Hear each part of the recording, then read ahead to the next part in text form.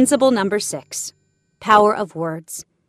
NLP stands for Neuro-Linguistic Programming. Words are represented at the subconscious level as symbols and colors. You're going to learn to use words to make others have a better representation of what you want to say. Keep working. We are almost at the end. The power of the words you use will shape your conclusions. As we said in the last principle, you need to learn to use the words. The brain needs to process the meaning of the word. In the subconscious mind, you don't have any words. The subconscious mind works with symbols, colors, smells, hearings, noises, but you don't have any word at all. The word you use need to be codified in order to get into the subconscious mind.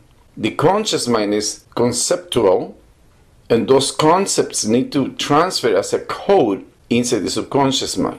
That way, the subconscious mind, with the interpretation you get for the conscious mind, act to create the emotion that follows.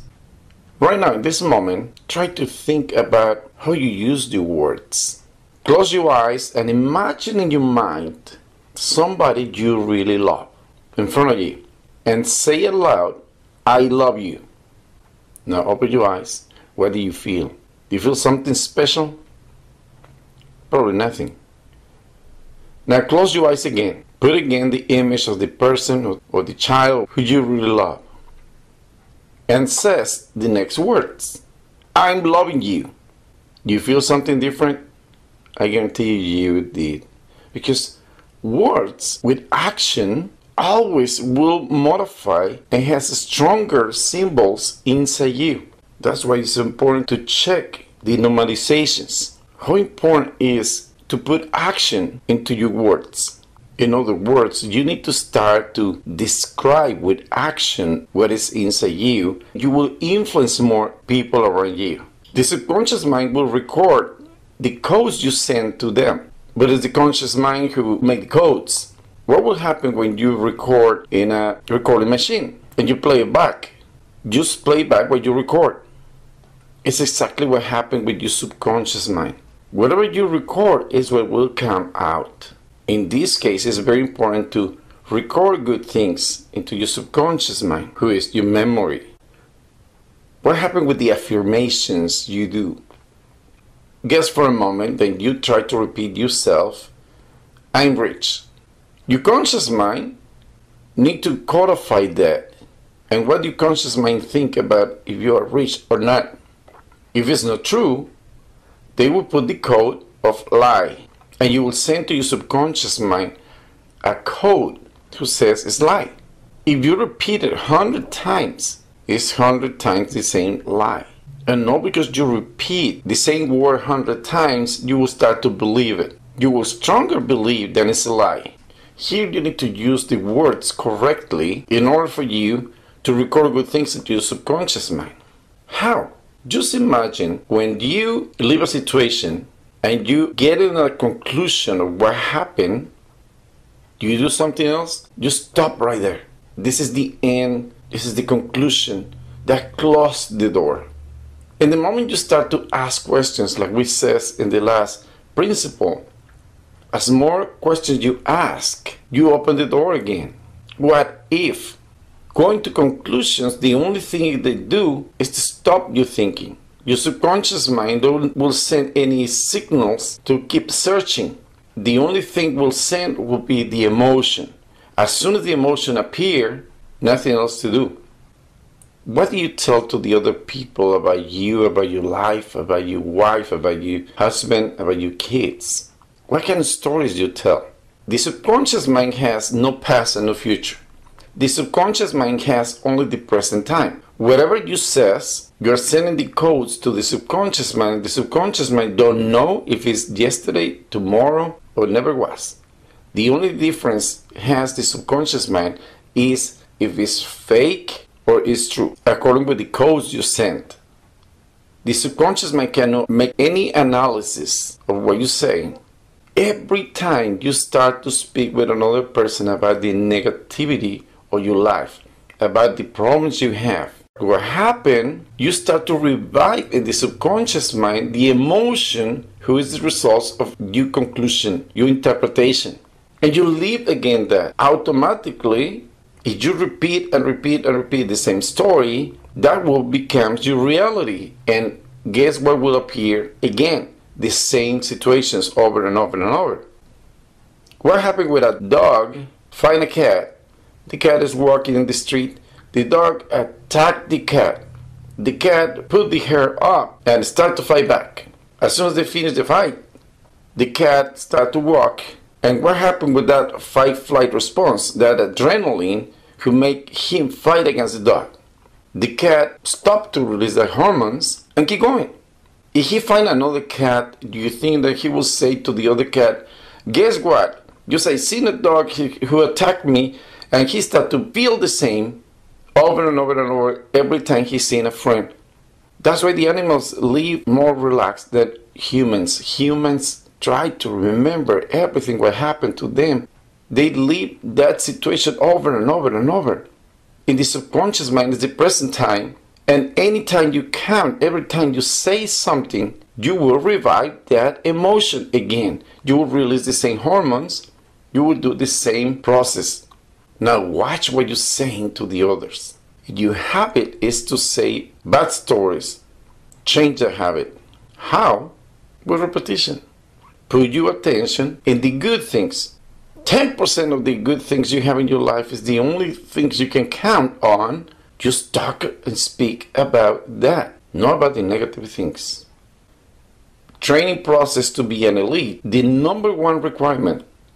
Whatever happened in the attempt to do a new skills, what they need to do is to shut. Don't make any comment, don't make any noise, nothing, absolutely nothing. And I noticed over the years, every time they try again, the bad response is better because the judgment is taken out of the place. The tendency of the human beings is to judge themselves. Why? Because they learn mistake, judgment, punishment. In this case, it's the same. Don't punish yourself and don't judge yourself all the time. When you get into conclusion, you close the cycle. If you open to the questions like what if, you open again to a better outcome. That's why we have two kind of imprints inside you, the subconscious mind. As you notice here, we have a list of the weak and strong words. If you use the word I'm confused, your subconscious mind will be confused. But if you say I'm rediscovering new things, you're not confused anymore. It's a hard process because you was wired to act according with the judgment. And you use the words for that. Read very well all these words and try to make your own list of the words you're going to use. Enrich your vocabulary with strong words. Let's explore another process you do in the moment you have an event. After all this cycle of identification, emotion, and outcome, what do you do when you do something wrong? You judge yourself. What do you do when you do something right? Oh, I was just lucky. Or must be the conditions were so easy. You don't give credit to yourself. Don't expect to have the best outcomes when you just judge yourself and at the same time take away the credit for what you did. What is the assignment right now? The assignment for these 3 days is to celebrate, to give credit for everything what you did right and shut your mouth for everything you did wrong. Even if it's the 95% you did wrong, shut your mouth. The only thing you need to do is go and check what you did right and celebrate. Congratulate yourself. Celebrate yourself. Be happy with yourself for what you did right, not for what you did wrong. Don't follow the same directions your family teach you. You are a new human being and you need to break the habits. You need to break that cycle of negativity. Correction never fixes nothing. Education is what fixes everything. Now you will need to re-educate yourself to see the good things inside you. That's why you have your quantum books. Your quantum books, every night, you need to check what you did correctly in base of the goals you have. Your brain will start get used to that. 3 lovely events. The brain just has 2 symbols, 2 major symbols to codify everything. Love and money. Why money? Because it's power. And in base of love and money, all the other symbols are surrounding about that. You do your quantum books every night, the money symbol will be there, and the love symbol as well. Follow your homework, carry your flashcards, do your conclusions about money, health, relationships, or your success. And every day, for these 3 days, celebrate whatever you do right. Find the 3 things every day, every day. And to conclude this principle, you know, everybody has their own story. Oh, I was abused when I was a kid. My dad did something really bad. Everybody do something to me. My life was very miserable when I was a kid. And they believe that's why they have the problems they have right now. What can be your life without that story? Can you be something different? I know you are. If you delete your memory, what person is coming up? What kind of abilities you will have with no carrying all that history in your back? I know you will have a super talents because you don't have the resistance of what you believe you are according to what happened to you. Because the conscious mind only believes in base of validation, and whatever you believe is what you will be acting for. Your assignment is who you will be. Describe yourself with nothing of your history, with nothing of your past. Just check who you are right now, see who you are, and what you can be, just following your talents. When you finish that, get ready to work 3 days and use strong words and celebrate what you do right. We have 1 left. And we're so close to finish this training. You are doing very well.